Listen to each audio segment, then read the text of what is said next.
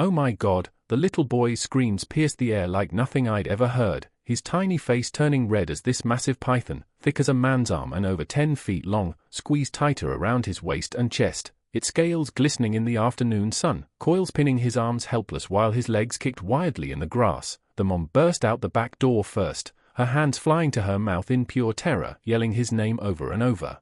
And right behind her the dad sprinted from the garage, toolbox clattering to the ground, but he froze just feet away, eyes wide with that split-second shock because he knew from stories he'd heard around here in Florida that yanking wrong on a constrictor like this could make it crush even harder. The family dog, a sturdy mixed-breed shepherd they'd had for years, was already exploding with furious barks, hackles up, circling the scene like a bolt of lightning ready to strike. The snake's muscles rippled, tightening another notch from all the frantic movement, the boy's gasps turning shallow and desperate. Will he make it? Can they save him? And then the dog launched, teeth sinking into the python's neck with a savage shake that finally broke the spell. But hold on, let's rewind to just a couple hours earlier, that peaceful Saturday afternoon in their quiet suburban neighborhood on the edge of the Florida wetlands, where the backyard butted right up against a canal lined with tall sawgrass and mangroves, the kind of spot where folks know big snakes slither in from the wild but never think it'll hit home. The dad, Mike, was out back tinkering with the lawnmower, sweat beading on his forehead under the warm February sun, perfect weather for barbecues and playtime, while his wife, Sarah, prepped burgers inside,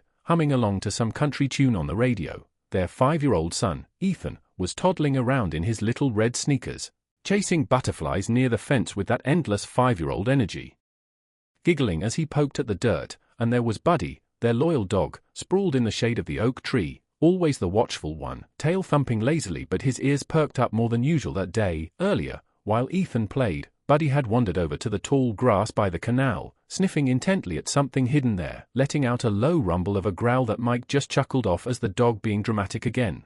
Maybe smelling a possum or raccoon like he did every week. Nothing worth pausing the yard work for. Sarah called out from the kitchen window for Ethan to stay close, but kids gonna be kids, and she got distracted slicing tomatoes, figuring Buddy had it covered as always. Mike glanced up once or twice, saw the dog pacing a bit more than normal, head low and nose twitching toward those thick bushes where the canal water lapped quietly, but he brushed it off. Warm day like this, dogs get antsy, right?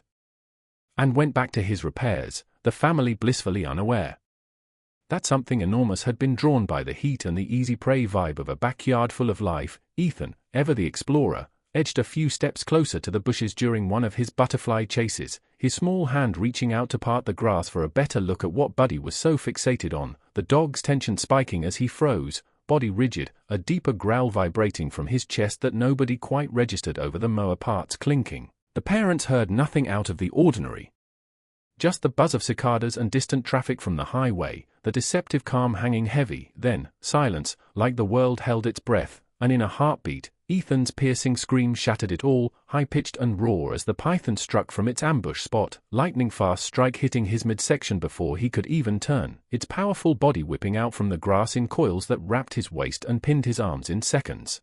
The classic constrictor move. No venom, just pure squeezing power from a Burmese python that must have been a good 15 feet and 200 pounds, an invasive monster thriving in Florida's wild canals after escaping some backyard pet trade gone wrong years back. Sarah dropped the knife and bolted outside, heart slamming, Mike right on her heels, wrench flying from his hand as they rounded the corner to pure nightmare fuel, the snake already 3 loops deep around their boy. Ethan's face flushing purple, little chest heaving for air that wasn't coming easy. Mike skidded to a halt, mind racing through every wildlife warning he'd ignored, knowing from local news clips that grabbing the body wrong triggers the snake to clamp down harder, so he hesitated, yelling at Sarah to call 911 while his brain screamed to do something. Sarah was in full panic, hands clawing at the air, screaming Ethan's name, her phone slipping from trembling fingers. The boy gasped, eyes bulging, tiny voice wheezing "Daddy, hurts," as the python sensed the commotion and tightened incrementally.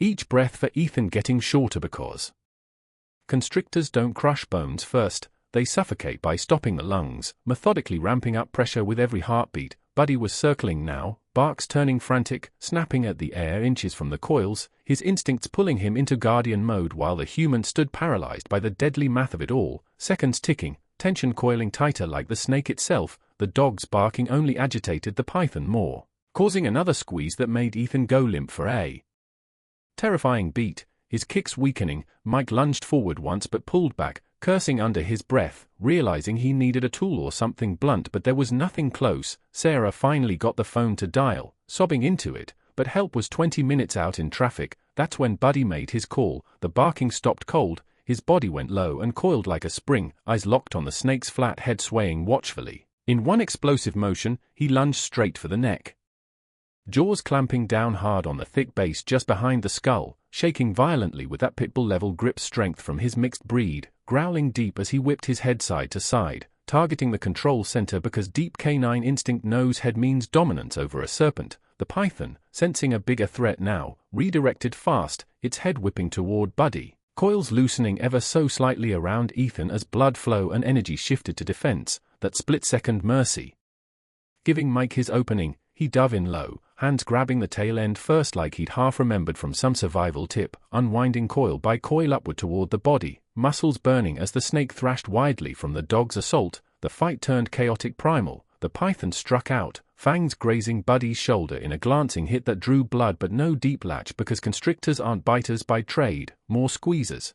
And Buddy didn't flinch, dodging and snapping back at the head, tearing scales, and drawing first blood while keeping the snake's focus split. Ethan wheezed freer now, his upper body loosening enough for Sarah to yank him out, pulling her boy clear with tears streaming, cradling him as he gulped air in huge, ragged sobs. Mike kept peeling coils, the snake finally releasing fully to coil defensively against this new double assault, its body arching to strike again at Buddy who held ground, shaking that neck relentlessly. With one last heave, Mike dragged the loosening tail back toward the bushes, yelling for Buddy to hold on, and the python, overwhelmed, injured, instinct screaming retreat, slithered backward into the canal grass, vanishing into the underbrush with a final hiss, leaving blooded earth and stunned silence, heavy breathing all around, Sarah rocking Ethan who was bruised purple across his ribs but sucking in air like a miracle, his cries turning to whimpers. Buddy limped over, side torn and bleeding from the strike, but tail wagging weakly as he licked Ethan's hand. Mike collapsed to his knees, pulling them all into a heap, the reality crashing down. Another minute of that squeeze and the doctors would later confirm Ethan's lungs would have given out, suffocation hitting fast in kids that small. Paramedics arrived, sirens blaring, whisking Ethan off for checks, cracked ribs, deep bruises, oxygen mask for precaution, but alive, thank God, while wildlife officers showed up with snake tongs and tales of how these invasives are exploding in Florida backyards. Urged by warmer winters, the ER doc pulled Mike and Sarah aside. Voice grave, that constriction was textbook, heart rate spikes, blood flow stops to the brain, 2 minutes tops for a child his size, you cut it real close. They nodded numbly, glancing at Buddy in the waiting room, bandaged up with a stitched gash but already perking his ears at Ethan's voice. Later that night, back home after discharge, the house quiet except for the hum of the AC, Mike sat replaying it all in his head. The low growls that morning Buddy made by the grass, how the dog had actually stepped between Ethan and the bushes once, nudging him back playfully like always, then that urgent barking when it all went down. He dismissed it as nothing, too busy, too distracted, and the guilt hit like a wave mixing with this overwhelming gratitude because Buddy hadn't hesitated, hadn't second-guessed like the humans did, pure instinct seeing the ripple in the grass, the scent of scales and muscle before eyes even caught the flick of a tongue. Sarah whispered it first, tears fresh. He knew, Mike, he knew the whole time. Ethan, bandaged and sleepy on the couch, reached for Buddy who curled up beside him gently despite the hurt. Mike knelt down slow, hand resting heavy on the dog's broad head, fur warm under his palm, voice barely above a murmur. You saved him, boy, you saved our boy. Buddy just leaned in closer, eyes soft and steady, that quiet loyalty saying everything without a word, the kind that doesn't need fanfare. In the days after, the story spread through neighbors and online groups. Florida python scares aren't rare, but this one stuck because of the dog, the one who acted when fear froze the rest, proving instinct spots the shadows we miss, courage jumps in unasked, loyalty moves faster than thought ever could, and as Ethan healed, hugging Buddy a little tighter each day, the family held that truth close, unspoken but bone deep. Do you believe dogs can sense danger before humans do? Share this story with someone who calls their dog family.